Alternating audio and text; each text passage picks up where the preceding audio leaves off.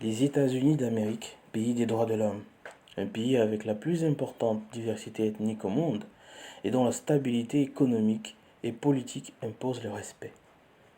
Tout le monde voudrait au moins une fois dans sa vie visiter New York, Miami, Washington, San Francisco, voir les chutes du Niagara, la Statue de la Liberté, d'où l'abondance importante de touristes africains, asiatiques, arabes, européens.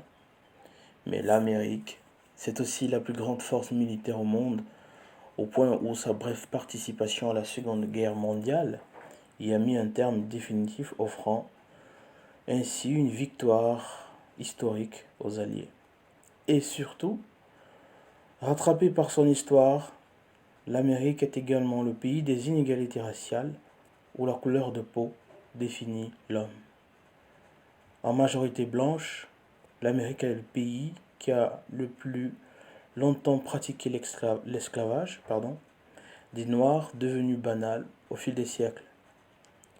Il aura fallu une grande guerre civile et sanglante pour y mettre un terme.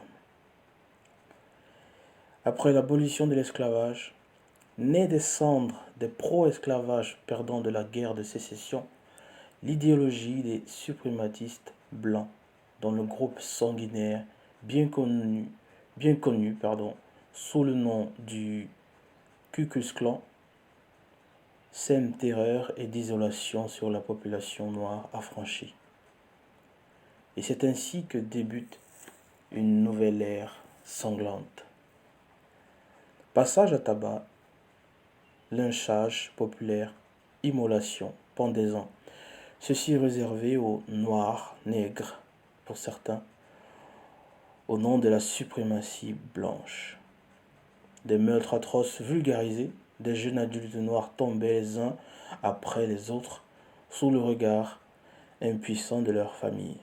C'était la ségrégation raciale.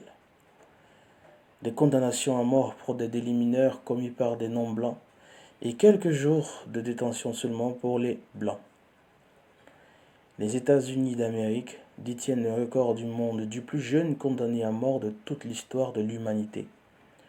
Le jeune homme de 14 ans, accusé à tort d'avoir étranglé une fillette de 10 ans, blanche. Aujourd'hui, malgré la toute première victoire sociale noire pour les droits des Noirs, ce passé sombre de l'Amérique semble s'être imposé dans l'âme du pays.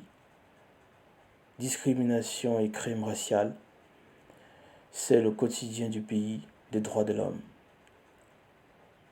Tuer un homme noir aux États-Unis fait beaucoup parler pour un moment, puis tombe dans la banalité au fil du temps.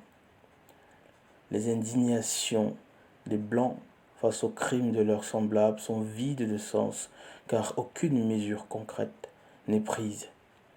Les policiers blancs racistes sont légion et s'en donnent à cœur joie. La chasse est ouverte, dit-il. Quand ils ne sont pas en prison, les Noirs sont à la morgue.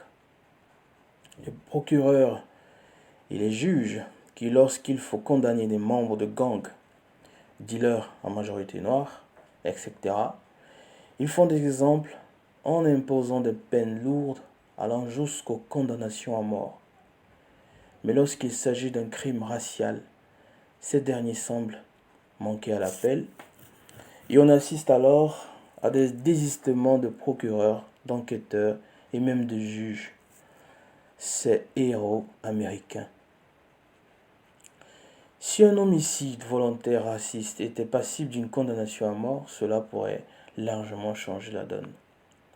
Les tueurs d'Afro-Américains jusqu'à nos jours n'ont jamais été condamnés à mort, aussi fatal que leur crime puisse être. Ces meurtriers bénéficient même de libération conditionnelle, changent d'état et sont réinsérés dans la société, poursuivent leur vie comme si de rien n'était, et ainsi éduquent la prochaine génération de racistes. C'est ça, les États-Unis d'Amérique.